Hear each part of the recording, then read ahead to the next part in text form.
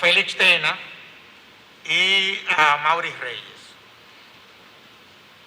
Ellos van a tratar el tema de la protección y control de la actividad congresual.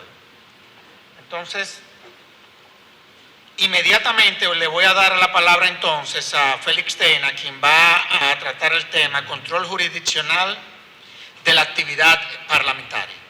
Agradecer a la Fundación Institucionalidad y Justicia la deferencia, ¿verdad?, de solicitarme para apoyar en la coordinación primero de este evento y por supuesto intervenir con algunas breves palabras sobre algo que es fundamental en el funcionamiento del Congreso, que es la actividad a la cual se somete el Congreso en su control como órgano. Es decir, el Congreso Nacional sin duda es un órgano fundamental del diseño político constitucional del país, pero el mismo también está sometido a distintos regímenes de control. Controles de tipo político que se articulan a través de sus mecanismos de interacción con el Ejecutivo, por ejemplo, incluso, pero también controles de tipo jurisdiccional, que es de lo que vamos a hablar en este momento, básicamente del control que se materializa ante el Tribunal Constitucional. Digamos que el término de control sin duda es una cuestión que incomoda. Hablar de control siempre es algo molesto porque está en la naturaleza humana el no querer ser controlado. Y lo vemos todos los que tenemos la experiencia de ejercer, por ejemplo, como padres. No hay una cosa que genere más incomodidad que el estar sometido a un control. Y en realidad, sin embargo, la propia naturaleza humana demanda la necesidad de control. Ya lo advertía en algún momento el propio Montesquieu cuando estructuraba la necesidad del sistema de separación de poderes. Y bueno, el Congreso Nacional, evidentemente también, como tal, está sometido a distintos controles. Hoy vamos a hablar, en este momento, básicamente, del control que se materializa ante el Tribunal Constitucional. El Tribunal Constitucional es un órgano que en nuestro ordenamiento es relativamente reciente. Se instauró a partir de la reforma del año 2010, ya todo prácticamente lo conocemos. El tribunal va a cumplir, en este momento está cumpliendo 9 años, a final de este año, 9 años de establecimiento, de haber sido establecido, de manera que ya es un órgano que cuenta con cierto andamiaje, cierto recorrido en el país y no es desconocido. El Tribunal Constitucional, y aquí yo rescato una frase de un profesor español, que podemos, digamos, la primera cuestión que destaca acá, de que el Tribunal Constitucional es un órgano artificial.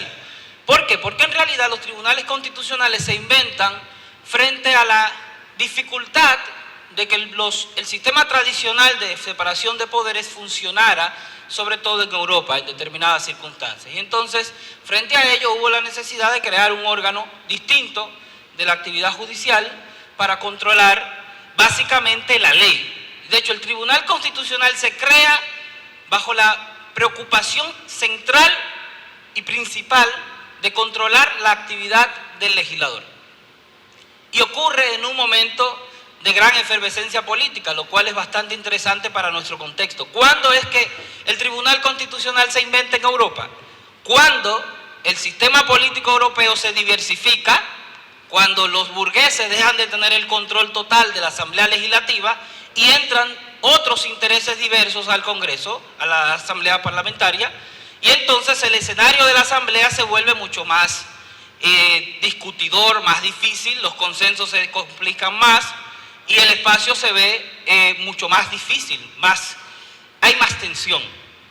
Y es en ese momento que surge la llamada crisis del parlamentarismo del principio del siglo, y frente a esa crisis, una de las respuestas que surgen como resolución fue crear este órgano que es el Tribunal Constitucional. Entonces, fíjense, los tribunales constitucionales hoy tienen muchas funciones, pero la función básica del cual el Tribunal Constitucional tiene es la función por la cual se creó originalmente, fue para controlar la actividad del legislador. Entonces, fíjense, este control de constitucionalidad es la función esencial del tribunal. no es ya la que el tribunal ejerce más, ojo. Hoy el Tribunal Constitucional Dominicano, si uno revisa sus sentencias, tiene más sentencias revisando sentencias de la Suprema Corte de Justicia, sentencias de tribunales de amparo, pero la función de control de constitucionalidad es la función primaria que justificó su existencia. De hecho, esos otros procesos eventualmente pudieran desaparecer del ordenamiento, pero no puede desaparecer la función de control de constitucionalidad de la ley, porque entonces ya el Tribunal Constitucional no tendría razón de ser.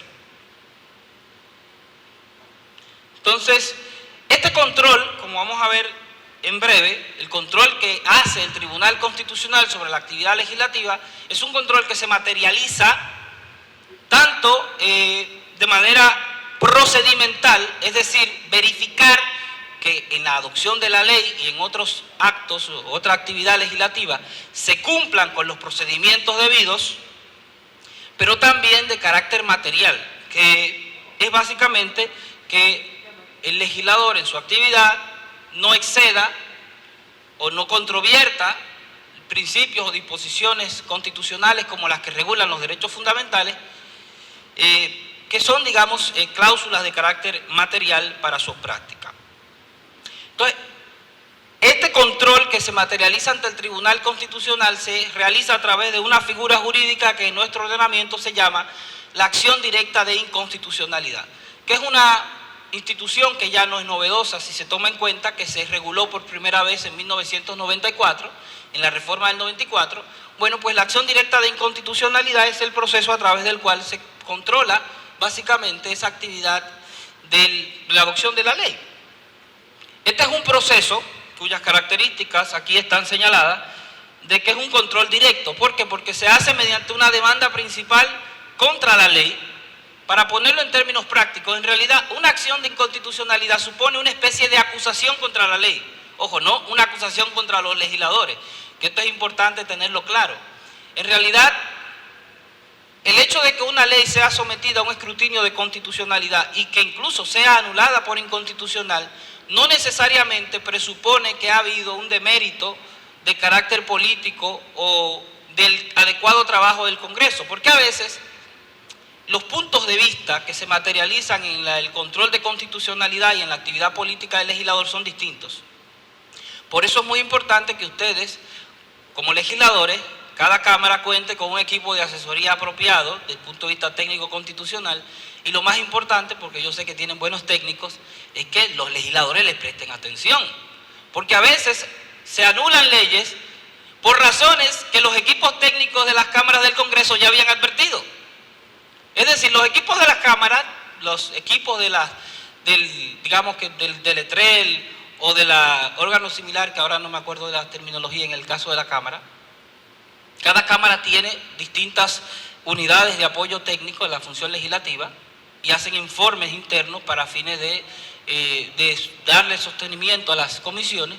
Y a veces, cuando uno revisa esos informes técnicos a propósito de evaluar una ley que ha sido sometida a escrutinio constitucional, encuentra con que las razones de la inconstitucionalidad que el tribunal finalmente declara habían sido advertidas por los técnicos de las cámaras, y los técnicos, y a veces los políticos, los legisladores, no prestaron suficiente atención a esas razones que ofrecieron sus equipos técnicos. Bueno, pues quizás una buena práctica interna va siendo tomar en consideración con un poco más de rigor también los dictámenes internos de los equipos técnicos que se supone que están contratados para esos fines. Entonces, es una demanda contra la ley, no contra el legislador. Y es una demanda que se hace directa ante el tribunal, por eso es un proceso en única instancia. Es concentrado porque no hay posibilidad de hacer demandas en otros lugares, sino solamente frente al tribunal, y que es el único que tiene la posibilidad de conocer esa demanda principal contra la ley, contra un reglamento, contra una resolución del Congreso. Es un control abstracto porque en realidad lo que se hace es una evaluación de compatibilidad normativa, es decir, que no haya contradicción entre la ley y la Constitución. Y he mencionado ley, pero en realidad vamos a ver más adelante que hay otros actos, no solo las leyes, pero la ley es el acto por antonomasia o el acto fundamental con el cual funciona el Congreso. Es un control objetivo, porque en realidad no se evalúa en principio las razones de aplicación de la ley, sino solo una demanda general en abstracta. Y un control represivo, en el sentido de que opera después que la ley está aprobada. No es un control preventivo. En la República Dominicana no existe control preventivo de la ley, como sí existe en Francia, como sí existe en algunos proyectos en Costa Rica. Aquí hay control preventivo del tratado. Ya Jimena lo explicaba, cómo opera. Es un control que se hace antes de que el Congreso precisamente ratifique el tratado, lo apruebe. Pero en el caso de la ley, ese control solo puede ocurrir con posterioridad. Muchos han arguido la necesidad de que haya un control preventivo, pero lo cierto es que el control preventivo supone interferir de manera principal en el trabajo de ustedes como legisladores, porque básicamente es que antes de que ustedes puedan tener la oportunidad de tomar una decisión adecuada, entonces se quiere que el Tribunal Constitucional se meta en el medio de ese proceso para decirle a ustedes en el proceso de elaboración qué caminos recorrer. En realidad, yo creo que el Congreso, las distintas cámaras tienen suficientes equipos técnicos para poder precaver en la mayoría de los casos de manera apropiada muchas de las razones de inconstitucionalidad que se evalúan después en el tribunal. Pues bien, miren, los supuestos de inconstitucionalidad que se pueden evaluar básicamente son 4. Algunos dirían que son 3 porque yo pongo acá uno que en algunos casos algunos autores los ponen juntos. Vamos a verlos por separado. Y aquí, una inconstitucionalidad puede ser por razones de carácter material. ¿Cuándo ocurre esto? Básicamente, cuando en la adopción de la ley, cuando la ley como tal, el contenido de la ley, no armoniza con disposiciones constitucionales, cuando entra en contradicción con valores, principios o normas de la Constitución. Insisto, con valores, principios, con disposiciones de la Constitución, no de la ley, porque no se puede controlar a través de la acción de inconstitucionalidad que una ley sea contraria a otra ley, porque en principio se supone que el legislador que hace la ley puede modificar en una ley posterior, puede modificar lo que fue su obra en una ley anterior. Por lo tanto, ante el Tribunal Constitucional no se evalúa la contrariedad en base a otra ley, sino solo en base a la Constitución en principio. Y aquí hay otra cosa muy importante. Este control material es en base a criterios jurídicos constitucionales, no en base a razones políticas. El Tribunal Constitucional, y en general ningún mecanismo de control de constitucionalidad, puede entrar en valorar los criterios de oportunidad, de mejor conveniencia política, para que lo tengamos claro. Hay leyes que pueden ser conformes a las constituciones, pero que pueden ser políticamente inconvenientes. Y el Tribunal Constitucional no debería entrar ahí. De hecho, es parte de la responsabilidad política de ustedes, adoptar leyes que sean convenientes para el país. Pero, ojo, a veces puede ser que una ley resulte conveniente y necesaria, pero sea inconstitucional. Bueno, pues ustedes tienen la llave ahí también, que es modificar la Constitución para permitir entonces que se pueda adoptar en el futuro esa ley que es conveniente para el país. Pero no se pudiera adoptar una ley que fuera políticamente conveniente que resulte inconstitucional. Pero, insisto, una ley que puede ser conforme a la Constitución, en algunas circunstancias podría no ser conveniente. Y es claro y es necesario tener muy en claro que el control que hace el tribunal es sobre las razones de compatibilidad constitucional, no sobre conveniencia política, no sobre conveniencia, no sobre oportunidad. Para la conveniencia incluso hay otros controles en el sistema. El presidente de la República, por ejemplo, puede vetar una ley, observar, para que el profesor Nace Perdomo no me critique, puede observar una ley por razones de naturaleza política, no necesariamente por razones de inconstitucionalidad, pero no lo puede hacer el tribunal. El tribunal no puede entrar en ese tipo de consideraciones. Cuando el control se hace por razones de procedimiento, fíjense, no les señalé ninguna sentencia en particular sobre el tema de la violación por razones materiales, porque en realidad eso es la práctica regular del tribunal hoy día. Y ojo, que cuando el Tribunal Constitucional se creó por primera vez en Austria, el control de constitucionalidad no era por razones materiales, sino de procedimiento, porque a Kelsen, el gran autor del Tribunal Constitucional, le daba miedo que el Tribunal Constitucional pudiera entrar en consideraciones sustantivas y suplantara el rol que correspondía al legislador. Un poco de algo que ya lo anticipaba también la magistrada Ana Isabel esta mañana. Bueno, entonces, el control por razones de procedimiento, básicamente lo que se hace acá es verificar que se haya cumplido con el procedimiento que manda la Constitución. En la Constitución hay un procedimiento, un trámite, el llamado trámite parlamentario. Hay unas disposiciones constitucionales que específicamente regulan algunos aspectos fundamentales del procedimiento legislativo. De hecho, en esa Constitución comentada que el señor Julio mencionaba esta mañana, a mí me tocó comentar precisamente las disposiciones relativas al procedimiento legislativo de la Constitución del año 2010. De manera que ahí, digamos, hay alguna referencia, obviamente, un trabajo que se hizo ya, la Constitución acababa de ser publicada. Es un tema que ameritará para el futuro un trabajo de reestructuración donde participen más autores. Pero lo interesante es tener claro que hay unos procedimientos que la Constitución pauta para ello. Y les anticipo desde ahora, ese procedimiento constitucional, en la forma como el tribunal lo ha ido interpretando, ha supuesto ir derrotando o poniendo en cuestionamiento prácticas que históricamente se han sostenido en el Congreso. Y un ejemplo de esto ocurre precisamente acá. La sentencia 599-15, la deliberación bicameral de las observaciones presidenciales. Esta sentencia fue la que anuló la aprobación del Código Penal dominicano. Ese código tiene discutiéndose desde que yo estaba en el bachillerato. Y yo no me tomé las cuentas, pero yo voy a cumplir 15 años en un par de meses de haber salido de la universidad. De manera que el código tiene demasiado tiempo discutiéndose. Bueno, pues la última vez que se aprobó, el Tribunal Constitucional la anuló por un defecto procedimental. ¿Por qué?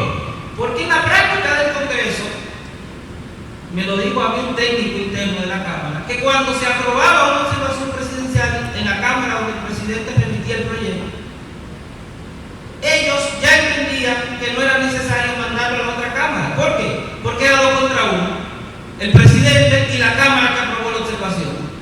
Y entonces la otra Cámara que había intervenido en el proceso legislativo no tenía nada que decir en relación a la observación.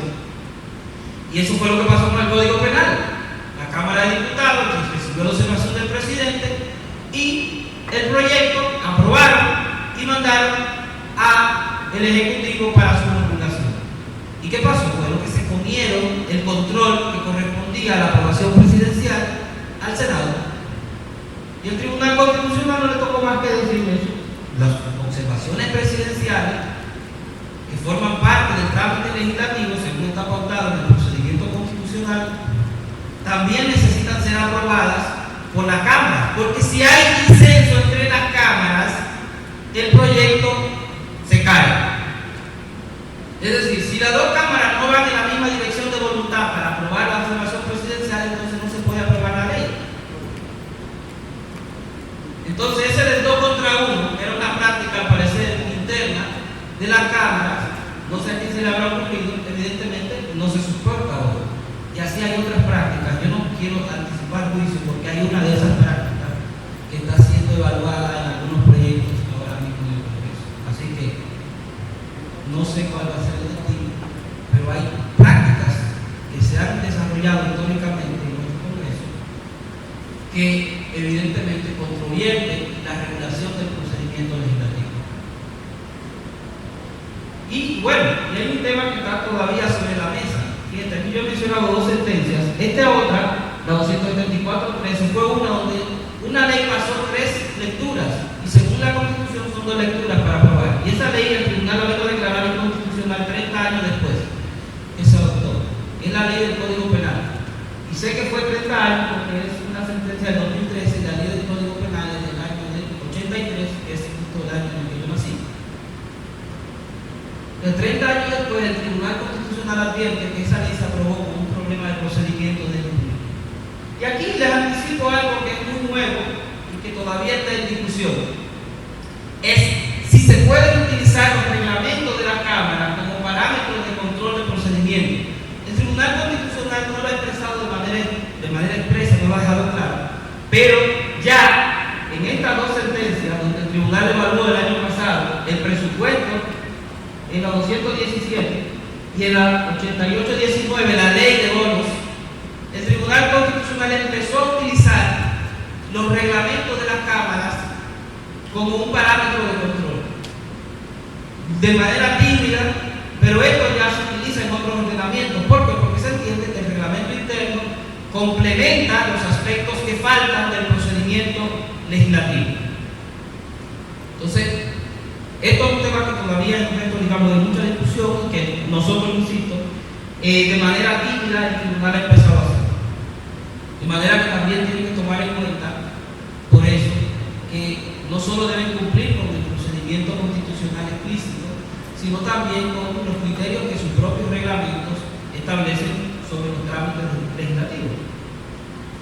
La inconstitucionalidad por competencia decía que es un tema discutible porque hay quienes entienden que esto es un tema de procedimiento también. Pero la idea detrás de esta inconstitucionalidad es básicamente cuando un órgano actúa fuera de su marco de actuación legítimo, interviene en las atribuciones que le corresponden a otro poder, o incluso pretende adoptar una norma, un acto, en base a un procedimiento por una causa que no le compete desde el punto de vista de su adopción. Por ejemplo, el Tribunal Constitucional es una sentencia reciente esta, y bastante famosa por el tema del contrato del año 6, aquí alguna gente quizás unos famosos contratos que tenían que ver con unos puertos. El tribunal finalmente declaró que los contratos eran inconstitucionales. No en los contratos, eso lo voy a explicar también. El tribunal declaró inconstitucional la resolución del Congreso que aprobó el contrato. Y aquí, en esta sentencia, el tribunal dice que, entre otras cosas, era un problema de competencia.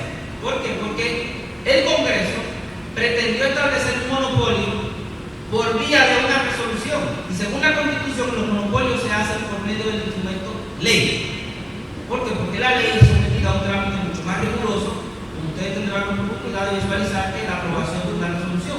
Para empezar, las resoluciones se aprueban en una sola lectura, mientras que las leyes se aprueban en dos lecturas con unos tiempos mínimos que hay que dejar pausados para la deliberación entre la primera y la segunda lectura. O dos debates. Y aquí, que es lo correcto, en realidad deberíamos hablar de dos debates. Bueno, y el otro tema, la otra razón de inconstitucionalidad que puede haber es una inconstitucionalidad por omisión. ¿Qué es esto? Básicamente cuando el Congreso, por inercia, deja de regular algo que la Constitución manda que se regule. En la tarde ustedes van a ver, el profesor Pedro Montilla les va a hablar un poco de la reserva de ley, y van a ver una cantidad importantísima de leyes que el Congreso Dominicano, 10 años después de la reforma constitucional, todavía no ha adoptado. Entonces todo esto supondría una especie de inconstitucionalidad por omisión.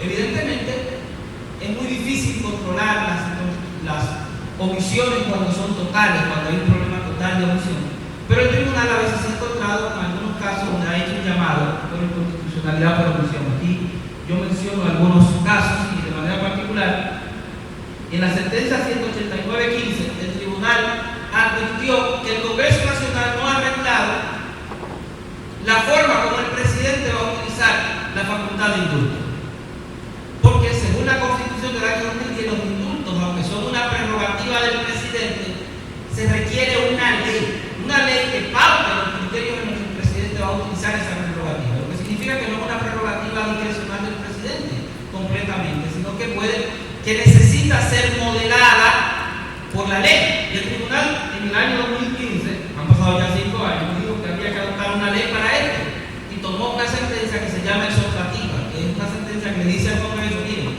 hay un vacío o hay una regulación mala de la ley, de una ley que tiene un problema de constitucionalidad, resuélvanlo y adopten una ley que sea correcta, que sea apropiada. Bueno, pues eso dijo el tribunal con el tema del indulto, porque había una omisión. Insisto, han pasado 5 años y eso todavía no se ha arreglado. Fíjense, el control de la actividad legislativa que se hace, básicamente, aquí yo cuento los temas que el Tribunal Constitucional controla. Los que están en rojo son en general discusiones que voy a señalar muy rápidamente. Las leyes, evidentemente, ahí no hay mucha discusión. El control de constitucionalidad se inventó para controlar las leyes. Resoluciones sobre contratos, aquí es que está un punto de discusión. El Tribunal Constitucional, y lo acaba de precisar en la sentencia 137-20, es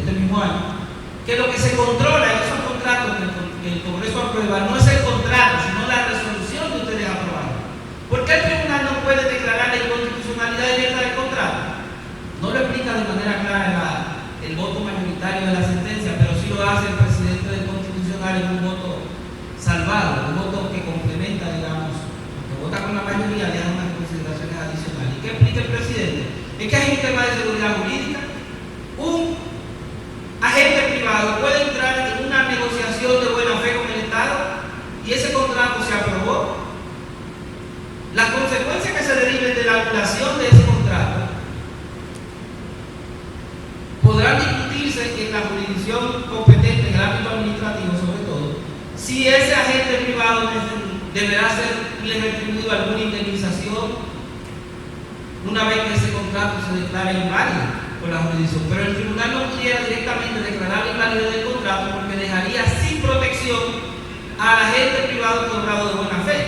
Si ha obrado de mala fe, bueno, pues entonces la jurisdicción administrativa lo declarará también. Pero eso, como el tribunal no puede resolver ese problema en esa instancia, entonces el tribunal lo que evalúa es la aprobación que hace el Congreso a través de la resolución. Entonces, por eso acá la resolución sobre el contrato ya tiene dos sentencias. Fíjense que he tratado de señalar los temas donde el tribunal le ha fijado criterio. El presupuesto del Estado, bueno, pues ya el Tribunal Constitucional el año una decisión de fondo sobre el presupuesto, donde se le impugnó y en el propio año el tribunal tomó una decisión con relación al presupuesto, lo declaró conforme a la Constitución. Se había intentado en el pasado, pero eran casos que cuando el tribunal venía a conocerlo ya el presupuesto se había ejecutado, el tribunal había declarado la falta de objeto, es decir, como que no tiene sentido fallarlo porque ya no va a tener ninguna consecuencia. Pero ya el tribunal lo ha dejado claro, el presupuesto general del Estado puede ser controlado constitucionalmente. Las razones jurídicas, por supuesto, del presupuesto, el procedimiento de adopción del presupuesto sobre todo. No sé si en el futuro el tribunal va a ser más exigente. Por ejemplo, el magistrado lo señalaba esta mañana, el tema de la distribución social y territorial. Es un tema que no es accidental. Hace varios años a mí me tocó participar en el primer proceso que se hizo en el Senado de un retiro para hacer un plan estratégico. Recuerdo que la presidenta del Senado entonces presidía el Senado, la entonces senadora de la provincia de Santo Domingo. Y justamente ahí compartí la idea de que el Senado en particular en la República Dominicana es la instancia a la que le toca pelear, más que cualquier otra, la correcta, equitativa distribución del presupuesto en el territorio, que es uno de los mandatos que están en la Constitución. La Constitución de manera expresa dice que hay que asegurar que la distribución del presupuesto, del gasto público y la inversión se haga de manera equitativa en el territorio. Entonces, digo que no sé si el tribunal en algún momento se volverá más exigente y si ese tipo de cosas van a ser objeto de escrutinio, porque son mandatos constitucionales expresos. Y ustedes saben que uno de los problemas que tiene este país es que el presupuesto del Estado muchas veces se concentra la mayor parte del gasto en la zona del Distrito Nacional y quizás en algunas obras en Santiago y en otras provincias, pero luego hay muchas zonas del país que no reciben los beneficios del desarrollo producto de una inversión deficiente del presupuesto, a pesar, insisto, de que hay dos mandatos constitucionales distintos que van en la misma línea de ese equilibrio presupuestario y de esa inversión apropiada en el territorio. La ley que declara la necesidad de la reforma, el tribunal ya también tiene sentencia 224-17, sí se puede controlar la inconstitucionalidad de la ley que declara la necesidad de la reforma. Más discutible, bueno, los reglamentos de las cámaras, el tribunal todavía no lo ha hecho. Les anticipo que en el derecho comparado se controlan. Sí, decía ahorita que el reglamento se puede utilizar y el tribunal lo ha empezado a hacer de manera tímida como un parámetro de control de procedimiento de la ley. Pero también el propio reglamento puede ser sometido a control de constitucionalidad porque el reglamento no puede ser contrario a la Constitución, el reglamento interno de la Cámara. Pero en este caso estoy dando una opinión porque el tribunal no ha fijado criterios sobre ello. Reformas constitucionales, bueno, el Tribunal Constitucional dice en una sentencia del año pasado, del 2018, 352-18, que no puede conocer de la inconstitucionalidad de la reforma constitucional. Una cosa es la ley de convocatoria de la reforma, que aunque es una ley con características sui generis, sigue siendo una ley, y otra cosa es controlar directamente la reforma constitucional. Miren, afortunadamente nuestro Tribunal Constitucional se desmontó de una moda que se ha instaurado en muchos países de la región de querer controlar la inconstitucionalidad de la Constitución, y que en la mayoría de los casos en América Latina tiene solo un nombre y se llama reelección presidencial, ya sea para prohibirla, ya sea para permitirla. Costa Rica para permitirla, Colombia para prohibirla, Honduras, Nicaragua para permitirla, Bolivia para permitirla, y ya saben lo que terminó pasando. Creo que lo mejor que pudo haber hecho el tribunal fue decir, miren, la reforma constitucional no se controla, por razones obvias, porque una reforma constitucional presupone modificar la Constitución, y una modificación puede entrar en contradicción con la Constitución que existía previamente. Esa es la naturaleza de una reforma. Eso es como que alguien pretenda que si usted está haciendo una remodelación en su casa, mire, yo quiero remodelar la casa, quiero hacer una nueva habitación, arreglar aquí, pero no quiero que se tumbe ninguna columna. Pero para hacer la habitación que usted quiere necesitamos mover esa columna para acá, y por lo tanto hay que quitar esa que está ahí. Eso es lo que se hace en una reforma finalmente, se cambia algo y evidentemente eso tiene que entrar en contradicción con lo que estaba antes. Entonces el tribunal de manera clara dijo que no se controla la inconstitucionalidad de la reforma o la reforma constitucional. Actos legislativos no normativos, bueno, esto es un tema más complicado. El tribunal ha dicho, y es un caso sensible porque sé que a muchos legisladores ya están empezando a renunciar a este tema. En el año 2015 el tribunal tomó la sentencia 5615 y él dijo que no puede controlar la inconstitucionalidad de cuestiones que no sean de naturaleza normativa. Esas actuaciones que son parte del funcionamiento administrativo interno de las cámaras, y una de esas que el tribunal verificó era el tema del barrilito. Alguien presentó una acción de inconstitucionalidad contra el famoso barrilito, y el tribunal dijo, ¿saben qué? Yo no me puedo meter en eso no me toca a mí, es un problema administrativo. Además, eso no es una norma, no es un acto que se haya dictado en ejecución directa de la Constitución, por lo tanto yo no puedo controlar eso. Es decir, no es que el tribunal esté a favor del barrilito, ojo, simplemente que no es la instancia llamada a hacer ese escrutinio. Hay cosas en la vida que están malas que no pueden controlar los tribunales. No todo lo que está mal en el mundo, si alguien considera que el barrilito está mal, lo pueden controlar los tribunales. Ya lo decía ahorita, el Tribunal Constitucional controla razones jurídicas, no temas políticos. Las decisiones que el tribunal puede adoptar, en este caso también lo estoy haciendo desde un punto de vista práctico con lo que el tribunal ha decidido, porque desde el punto de vista académico pueden haber muchos más criterios y razones de sentencia que se pueden adoptar. Bueno, en principio el Tribunal Constitucional puede rechazar la acción de inconstitucionalidad, con lo cual la ley se mantiene en sus propios términos, sin mayor dificultad. Y eso ocurre cuando el tribunal, una vez ha verificado el tema, ha dicho, mira, esto es conforme a la Constitución. Y por lo tanto, la ley, insisto, pura y simplemente se mantiene con sus efectos naturales sin mayor dificultad. La otra opción natural primaria es que el tribunal diga, esto es contrario a la Constitución, y entonces la ley, básicamente, la inconstitucionalidad puede suponer una anulación. El profesor Amaury Reyes podrá corregirme de que hay casos donde el tribunal ha declarado inconstitucionalidad sin anulación. Es un caso muy excepcional, o son casos muy excepcionales, pero lo cierto es que en la mayoría de los casos la declaratoria de inconstitucionalidad equivale a una especie de derogación, con efectos similares a que el legislador hubiese derogado la ley.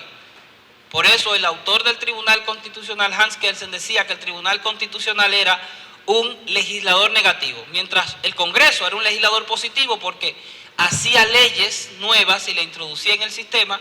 El Tribunal Constitucional era el legislador negativo, porque lo que hacía era que sacaba las leyes del sistema. Y eso en principio es lo que se hace con una anulación. Hay situaciones donde el tribunal a veces se encuentra con que hay un problema en la ley que el tribunal puede declararla conforme o válida, pero con algunos pequeños ajustes, y ahí es donde entran las sentencias atípicas, interpretativas y demás. Bueno, el tribunal ha tomado varios tipos de sentencias sobre esta. Sentencias aditivas, cuando el tribunal encuentra con que hay algo en la norma que falta o algún presupuesto para poder ser aplicada de manera correcta. Un ejemplo típico en la sentencia 1212, una de las primeras del tribunal, donde el tribunal encontró con que el sistema de pensiones de las Fuerzas Armadas excluía a las convivientes en unión consensual, el tribunal dijo, para que esto sea válido hay que interpretar que también hay, que incluye a las convivientes, a las personas que viven en unión libre, y a los viudos, porque la ley se refería solo a las viudas, mujeres. Supresiva, cuando el tribunal dice, el problema de la ley es que dice mucho, hay algo que está de más. Aquí hay una sentencia donde el tribunal, en la 1/2015, le quitó básicamente una expresión al artículo 35 de la ley de la Cámara de Cuentas. El tribunal hizo un leaky paper, literalmente, dijo, miren, para que esta disposición pueda seguir vigente en el ordenamiento dominicano, lo que hay que hacer es esto. Y tomó un leaky paper y le borró como 5 o 6 palabras. Y ahí lo pegó. Es una sentencia supresiva o supresora.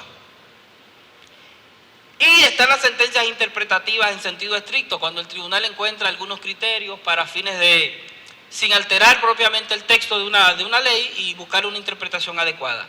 Y aquí las últimas que el tribunal ha adoptado hasta ahora, que son las exhortativas, que son aquellas donde le dice al Congreso, miren, aquí hay un problema, o hay un vacío legal, o hay una ley que necesita ser revisada para poder tomar una mejor regulación. Al día de hoy, que yo recuerdo, la última vez que yo compatibilicé eran 6 sentencias exhortativas, de las cuales solo se ha cumplido una. Y si iban a cumplir una sola, pudieron haber escogido una mejor. La única que se cumplió fue la del Colegio de Abogados. Pero el Tribunal Constitucional ha hecho exhortaciones sobre el indulto, no se ha acogido. Sobre una ley de ejecución civil para el tema de los alguaciles, no se ha regulado. Y esa, de hecho, tenía un plazo de 2 años que venció en el año 2015. Es decir, hace 5 años que el Congreso está en falta con esa exhortación. Hay otra exhortación, por ejemplo, para la casación civil. Tampoco se ha cumplido desde el año 2015. Y en fin, el Congreso Nacional evidentemente es una instancia importante de regulación, pero también, como todo órgano humano, está sometido a un control. Y lamentablemente este control le corresponde al Tribunal Constitucional y a veces puede ser odioso, pero es necesario porque así funciona la institucionalidad de un país. Cuando no hay control, pues los órganos pueden desviarse de las razones que justifican su existencia y para la cual el pueblo dominicano les ha confiado con su voto que les representen en las distintas atribuciones que la Constitución les confía. Muchas gracias. Y hablando sobre las sentencias exhortativas del Tribunal Constitucional, Félix se refirió en varias ocasiones a la que tiene que ver con el indulto. Hay ya un anteproyecto, inclusive, un anteproyecto que trabajamos en la Fundación. Evidentemente no sé cuál ha sido la razón por la cual el Congreso no ha aprobado esa legislación, que es un mandato de la Constitución del 2010. Bueno, a continuación, ya para concluir con este segundo bloque, le voy a dejar entonces a Mauri Reyes, quien va a tratar el estatus del legislador y protección de la función legislativa. Gracias por la invitación, sobre todo a Finjus, y por la confianza de Servio Tulio para poder estar con ustedes y compartir algún tipo de reflexión sobre la cuestión de el estatus del legislador y el estatus de la función legislativa. Esto lo voy a hacer bastante preciso. Vamos a ver, son 2 puntos esenciales. Vamos a hablar esencialmente, por una parte, de lo que trata de el estatuto de la función legislativa, y en segundo lugar vamos a hablar sobre los privilegios e inmunidades de la función legislativa. En esta última parte, nótese que no estoy diciendo de la persona del legislador, sino de la función legislativa. ¿Ok? Bien. En cuanto al estatuto de la función legislativa, hay 2 puntos que hay que tener en cuenta acá. Y primero, quizás sería llover sobre mojado, y no obstante esto, es importante tenerlo en cuenta. Cuando los legisladores son elegidos como tal, y ya lo saben, son en representación del pueblo, sobre todo por el tipo de democracia que hemos elegido. Pero es importante hacer una precisión sobre qué significa la representación en este caso. La representación en este caso no se trata necesariamente de un contrato que tenga el legislador con las personas que votaron por él. Tampoco se trata de una especie de contrato con el pueblo, en el sentido estricto de la palabra, como tampoco se trata de que el legislador va a representar a personas y grupos totalmente específicos. Una cosa es que en el ámbito de la oportunidad y conveniencia de la política, sobre todo en el ámbito de las campañas, por estar alineado cierto tipo de intereses que tiene el legislador respecto a cómo construir un mejor país, eso es distinto de que una vez elegido, la representación es total sobre la nación. Aun que sea un legislador como los diputados o senadores que representan una determinada circunscripción electoral o un territorio. Entonces, la idea de representación en este caso es amplia, no solamente respecto a los electores que lo eligieron a ustedes, también a aquellos que no los eligieron y a la totalidad de la nación como tal, independientemente que usted represente un territorio o una circunscripción electoral. Ahora, ¿por qué es esto como tal importante? ¿Por qué este concepto de representación no implica que la legisladora o el legislador no va a entrar al Congreso con un contrato de la persona que vive en la calle X, manzana tal, sino es básicamente actuar en base a demandas e intereses conforme al buen juicio del legislador, por lo que se llama la prohibición del mandato imperativo? En el artículo 77 de la Constitución, específicamente en el numeral 4, una de las garantías esenciales para el trabajo de ustedes, legisladores, es la prohibición del mandato imperativo. Y esto va desde varios puntos de vista. Primero, quizás de la manera más simple, es la prohibición de que el legislador tenga que seguir un mandato o una instrucción de manera obligatoria respecto a una persona y respecto como tal al partido. ¿Esto por qué? Porque se supone que una vez usted tenga ese estatuto del legislador, lo que usted pasa a representar son los intereses de la totalidad electoral, votaron o no votaron por ustedes.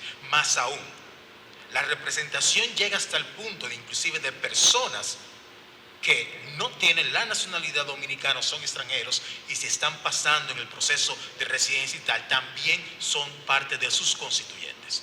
Entonces, si se trata de que un legislador trata de representar un interés específico, personas específicas, o que una persona le tome el teléfono y le diga, usted trabaja para mí, tiene que hacer esto que le digo, no. Y esto viene por dos razones importantes. La primera, se supone que el legislador, sin importar sus antecedentes, niveles de estudio y nada por eso, asume este rol porque entiende de que existe una manera X o Y de llevar al país o defender los intereses del país. Que nos pongamos a discutir sobre todo en términos ideológicos, ¿cuál sería esa forma? Eso es propio de una democracia. Pero se supone que el legislador llega con esa idea como tal. Y en segundo lugar, se trata también de la independencia, sobre todo respecto a los partidos políticos. Algo que le encanta decir al presidente del Tribunal Constitucional, que el siglo XX, quizás la primera parte del siglo XXI, se trata de democracias de los partidos políticos. Y eso no está mal, porque es a través de los partidos que usualmente llevamos esa equivalencia de demandas y reclamos para ser defendidos en el Congreso. Ahora bien, lo que no puede hacer, por ejemplo, el partido de la cúpula, es condicionar la voluntad o la conciencia del legislador para votar de una forma u otra. Es decir, la protección acá es a tal nivel que si el congresista quiere o no seguir el lineamiento del partido, lo puede seguir porque lo puede hacer, pero lo que no puede es ser sujeto a una coerción por parte de una persona o de un partido, porque se supone que el legislador va a actuar conforme a su mejor juicio y en plena libertad de conciencia. Y esto lleva hasta el punto de que puede perfectamente un partido determinar, ok, no votaste conforme al lineamiento, ¿vale? Te puedo abrir un proceso disciplinario conforme al debido proceso y demás disposiciones que están en los estatutos. Pero sí existe una vinculación entre cómo votarse o cómo se va a votar y ese régimen disciplinario, esa expulsión, es más cierto que no, que eso será una desvinculación del partido, probablemente ilegal e inconstitucional. Porque entonces lo está coercionando de que yo te voy a sancionar si no votas de X o Y manera. Entonces, quizás en regímenes parlamentarios es un poco más difícil romper filas. Y de hecho, en regímenes parlamentarios, cuando se rompen filas, inclusive es muy divertido, porque es básicamente en la discusión, un legislador, un parlamentario pasa de una bancada a otra y se sienta en la bancada de otro lugar, como pasó en la discusión sobre el tema de Brexit en el Reino Unido. Pero ese es el esquema esencial. Como no representan sino los reclamos o las demandas, estén de acuerdo o no con ellas, pero tratan de vincularlas en una especie de sinónimo de igualdad, entonces necesitan algún tipo de libertad de poder juzgar el proyecto que se les va a presentar. Pero además, no solamente eso, es esa libertad que le va a permitir a usted ser juzgado por sus electores, pero también por sus compañeros legisladores. Porque si usted está votando únicamente por una instrucción del partido y no necesariamente por una reflexión propia, aunque puede coincidir con la línea del partido, su contrincante en el hemiciclo va a dominar su argumentación. Y eso se ve súper claro y se ha visto. Y de hecho, si repasan actas, sobre todo de la reforma constitucional del 2009, eso se queda totalmente palpado. Pero ojo, eso no quiere decir que en ningún momento el legislador no se adecúe a las líneas del partido, sobre todo si las líneas del partido son relacionadas o no con la visión ideológica, la visión política del legislador. Eso no es lo que se prohíbe. Lo que se prohíbe es de que una persona o el partido obligue como tal a ese legislador a actuar de una manera u otra. Y eso importa más sobre todo en temas que son ultramente sensibles, que para proteger quizás la imagen electoral partidaria y de los candidatos se les da rienda suelta, y por eso es la prohibición del mandato imperativo como una máxima garantía de la función legislativa, pero también una garantía de la representación, entendida como representación de todos los electores que hayan votado o no, o las personas que están en el ámbito territorial que ustedes representan, pero ojo, no personas, sino son demandas, reclamos políticos que bien pueden tener las personas, pero eso es lo que ustedes deben traducir en el hemiciclo. Ahora, en cuanto al estatus de la función legislativa, hay dos cuestiones que hay que tener en cuenta al margen de la representación y de la gran garantía que ustedes tienen de que no están sujetos a un mandato imperativo. Y se trata de la cuestión como tal de la vacancia o de la cesación de mandato. Y esto es muy interesante, sobre todo por discusiones actuales que se está dando con la ley del régimen electoral y la ley de partidos políticos. Pero bueno, se puede producir la vacancia de un puesto electivo de los legisladores, sea por muerte, sea por renuncia, sea por destitución como tal del legislador. ¿Ok? Ahora bien, el organismo máximo del partido que lo ha postulado es quien debe presentar como tal la terna. Y si no se presenta, por ejemplo, en 30 días, la Cámara correspondiente va a proceder a la elección conforme lo establece el artículo 77, párrafo segundo. Ahora bien, hay una cuestión aquí que es importante y quiero resaltar lo que indicó el Servio Tulio, y es la importancia del reglamento. O sea, léanse el reglamento como la Biblia todos los días o como el libro de devocional de ustedes, de su filosofía personal.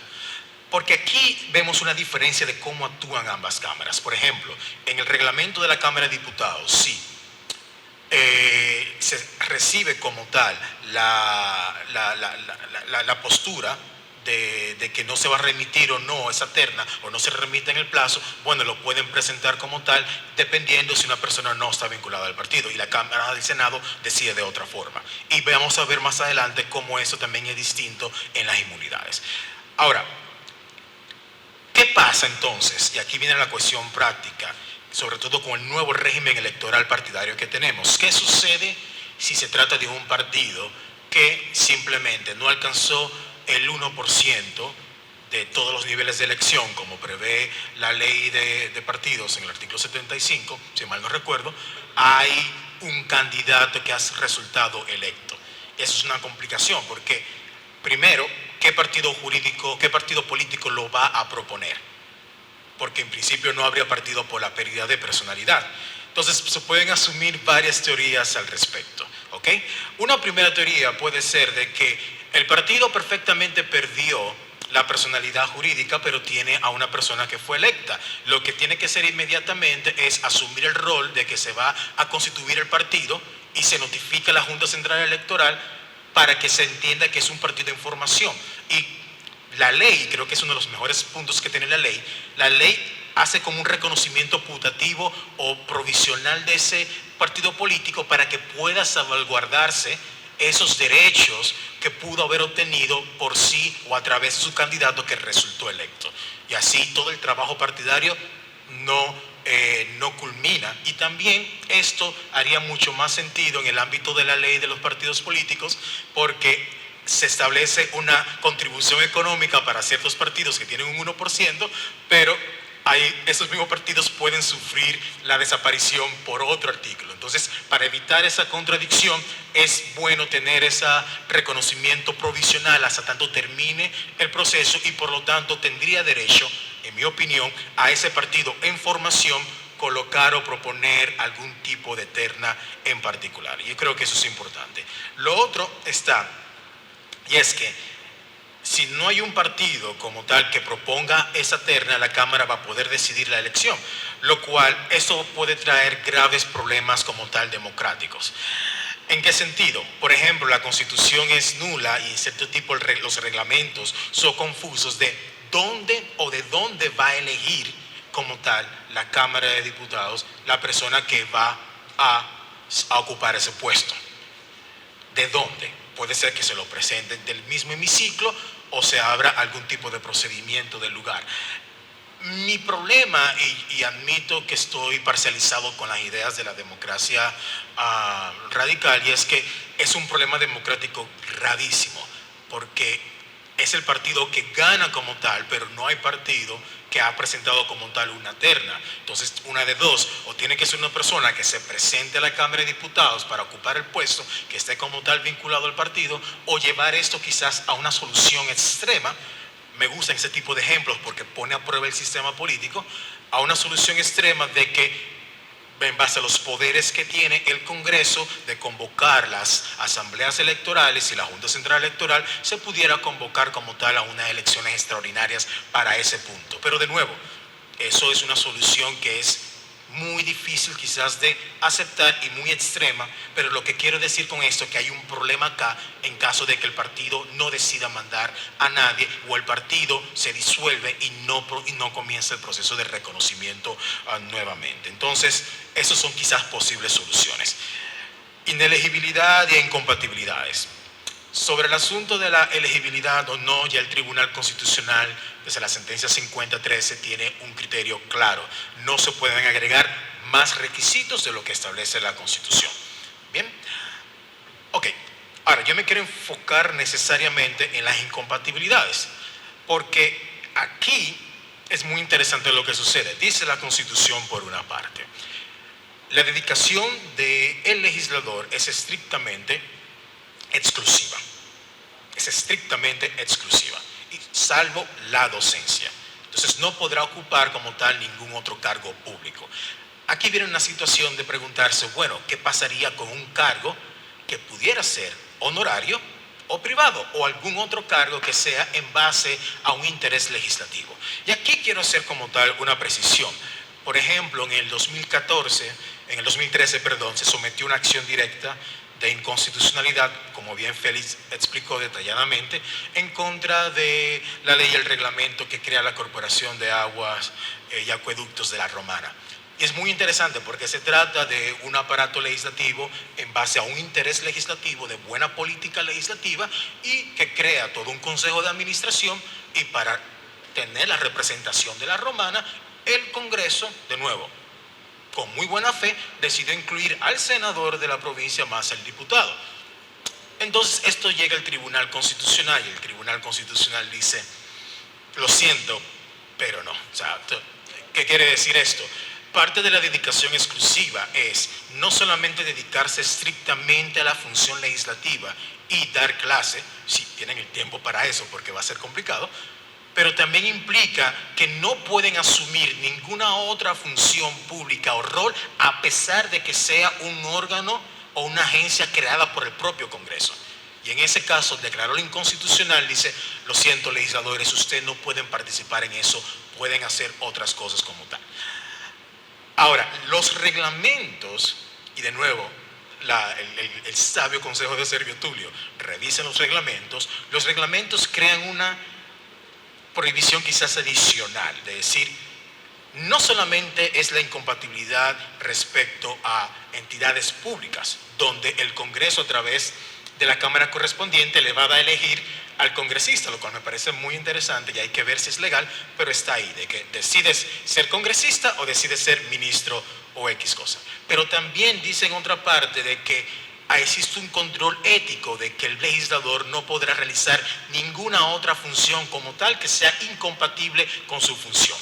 Y creo que lo que intentaba hacer las cámaras en sus reglamentos es que a veces los legisladores pueden tener algún tipo de rol al margen de sus funciones que pueden comprometer su imparcialidad e independencia o crear conflictos de intereses. Los reglamentos indican en cada cámara que debe el legislador mostrar o exponer cuáles serían posibles conflictos de intereses e inclusive exponer conflictos de intereses sobre proyectos de ley donde el legislador debería retirarse como tal e informarlo al bufete.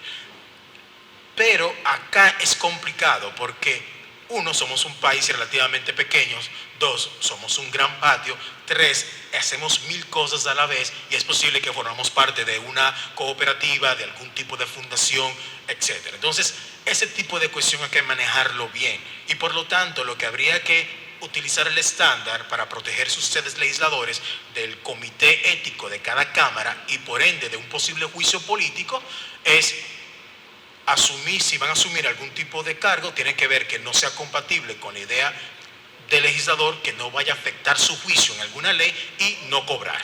O sea, si tiene un aspecto de honorarios, inmediatamente renuncia a esto. Pero hay que ver también en la práctica constitucional cómo se puede manejar esto, pero yo creo que puede haber algún tipo de conflicto ahí, así que yo les recomendaría tener siempre pendiente qué es lo que han hecho anteriormente, qué están haciendo, qué van a hacer, que puede suponer o no un conflicto de interés y asimismo una incompatibilidad con la función legislativa. Otra cosa que es preocupante, de hecho, y esa es una opinión muy personal, y en los reglamentos van a encontrar de que, como lo dice bien la ley 114 de sobre declaración jurada, si mal no recuerdo, y también la misma Constitución, deben presentar como tal la declaración jurada. Como dijo Marcos en su intervención, eso es algo que evites ese problema, háganlo, sobre todo que el sistema es más fácil que antes. Pero en la Constitución, pero en los reglamentos se dice que el congresista quedará inhabilitado si no presenta esa declaración. A mí me gusta la idea de que se presente la declaración y de hecho me parece ideal ese tipo de inhabilitación. El problema es que la Constitución no prevé eso, uno, y dos, ese es un impedimento a continuar el ejercicio legislativo que está en un reglamento y no necesariamente en una ley. Y eso es algo que deben tener en cuenta en su trabajo de legislador. ¿Qué yo puedo hacer a través de una resolución del Congreso o un reglamento interno del Congreso y qué yo puedo hacer a través de la ley? Y en este caso, porque va muy de la mano del principio de representación, el principio de democracia popular y el derecho al voto. Personas les votaron a ustedes para hacer la representación. Y se supone que las condiciones de elegibilidad lo cumplí y gané los votos. ¿Por qué por no presentar esto voy a ser inhabilitado? En principio debería ser, porque es una muy buena estrategia para forzar la transparencia. El problema es la forma. Al hacerlo a través de un reglamento, el Congreso se puede topar con un problema de que eso puede ser cuestionado en inconstitucionalidad y ser problemático en ese sentido. Entonces, una forma de poder llevar esto mejor es que se tome a modo de recomendación, o sea, que no se dé esa inhabilitación, pero al menos que se ponga en marcha un proceso ético o disciplinario y que se pueda luego llevar al juicio político y como tal a la cesación del mandato por juicio político como tal, de la misma forma como puede terminar el mandato por usted no asistir las veces que dice los reglamentos y que puede ser luego llevado como tal al juicio político. Por último, y ya en la recta final, hay una situación respecto a los llamados privilegios e inmunidades de los legisladores, o más bien privilegios e inmunidades de la función legislativa. Hago esta separación porque en la persona de ustedes, por realizar esa labor que ustedes van a tener ahora, que es de las mejores labores que hay, van a tener cierto tipo de privilegios como tal y de prerrogativas para impedir que sean capturados por algún tipo de interés y permitirles libremente estudiar sus proyectos y asumir la función de legislador. Pero aquí se habla de la función legislativa y esos privilegios e inmunidades de lo que vamos a hablar ahora pertenecen a la función del legislador o al legislador como tal, no a la persona que es legisladora. Importantísimo tomar eso en cuenta. Primero, existen algunos privilegios que son los privilegios de responsabilidad del legislador. Tenemos el privilegio de jurisdicción ante la Suprema Corte de Justicia. El solo hecho de ser personas que han sido elegidas por el pueblo y asumieron como tal su rol como congresistas, los excluye del procedimiento ordinario de la jurisdicción penal, sino lo lleva directamente a la jurisdicción penal ante la Suprema Corte de Justicia. ¿Por qué es esto? La lógica detrás de esto es que someterlos al día a día o el procedimiento ordinario penal, eso va a afectar y como tal a intervenir con la labor legislativa propiamente dicho. Entonces, en ese caso lo hace la Suprema Corte de Justicia. Pero ojo, y eso quizás ustedes pueden ayudar a la Suprema Corte porque eso le ayuda a ustedes. Existe el problema de que la Suprema Corte, como es un único órgano, con todos esos jueces, no tiene una organización interna adecuada y quizás eventualmente pueden ayudar a través de un proyecto de ley para organizar la Suprema Corte de Justicia de manera interna, que tenga totalmente separados quiénes serán los jueces que ya harán la vía de instrucción, quién va a hacer el juicio penal, quiénes va a hacer la apelación y quiénes van a conocer la apelación, la casación, porque los legisladores, aún en sus funciones, no dejan de ser personas que tienen derechos bajo la Constitución. Ustedes tienen derecho a un debido proceso y como tal un derecho a recurrir la decisión, aún en ese esfero de privilegiado ante la Suprema Corte de Justicia. Y el segundo privilegio de jurisdicción, en este caso política, es que ustedes no se les puede cesar o interrumpir el mandato si no es a través de un juicio político, donde se va a determinar sus responsabilidades éticas disciplinarias para ver si se le debe cesar en sus mandatos y por lo tanto imponerles la inhabilitación que puede llegar hasta 10 años. Es importante sobre todo porque al no haber un procedimiento claro, aquí el legislador, ustedes deberían con mayor esfuerzo tomar el rol de la vía de crear una ley para el procedimiento legislativo en ese entonces. Y por último, ahora sí por último, vamos a hablar de la parte de la inmunidad, ¿no? La inmunidad es uno de los elementos más importantes que tiene la función legislativa.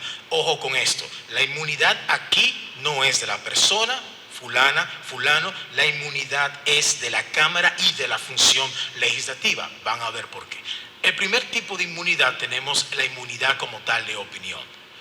Y ya desde una práctica que viene desde la Suprema Corte de Justicia, desde el principio del año 2000 hasta la fecha, y bien indica la Constitución, todo lo que ustedes digan dentro del hemiciclo, en la sesión, está protegido. y tienen inmunidad de ser perseguidos penalmente a través de ello, inclusive civilmente. O sea, no pueden ser procesados por lo que digan en el hemiciclo. Ahora, si usted se siente ofendido por lo que dijo su compañero o compañera, el reglamento prevé un orden de turnos para ese tipo de personas que se ven directamente afectados o ofendidos por el discurso dentro del hemiciclo. Y si llega un punto que sale de control, ya habrá un proceso como tal disciplinario, pero habría que ver si eso ya es compatible con este derecho legislativo del legislador de hablar libremente. Pero, ojo, ese esa inmunidad no se extiende a los grupos de comisión, no se extiende a sus casas, no se extiende en el café que quiere hablar con otro compañero para tratar de que vote con usted en ese proyecto y luego usted se une para otro proyecto. No, todo eso queda fuera de la protección.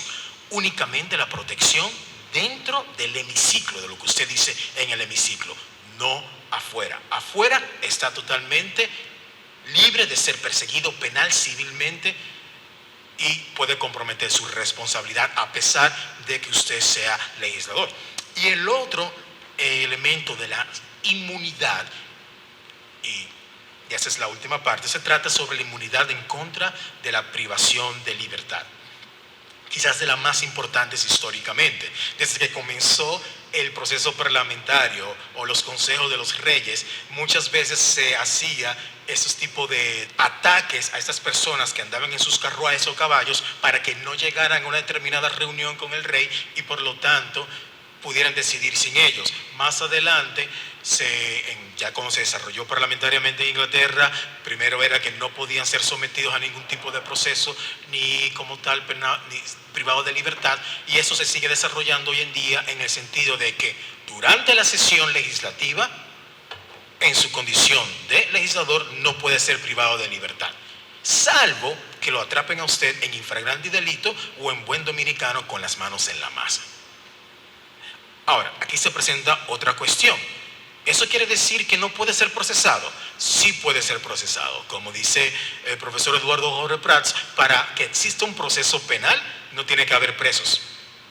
No tiene que haber presos. Se puede hacer perfectamente el proceso y cuando termine el proceso, entonces el juez manda una petición a la Cámara correspondiente para que levante como tal la inmunidad, ¿no? Y entonces ahí puede decidirlo en ese sentido. O si se quiere pedirle al Congreso, antes de quizás de apresar a un legislador, que levante la inmunidad.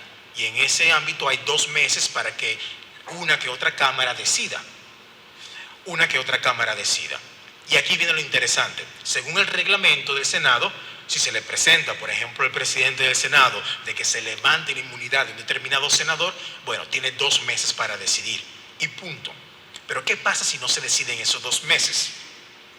Y ahí hay un problema, sobre todo porque uno no puede interponer un tipo de amparo, que es amparo de cumplimiento, para obligar al otro a decidir o dictar una acción, sobre todo porque ese tipo de amparo no cae sobre la actividad legislativa, entonces lo hace complicado y es netamente político.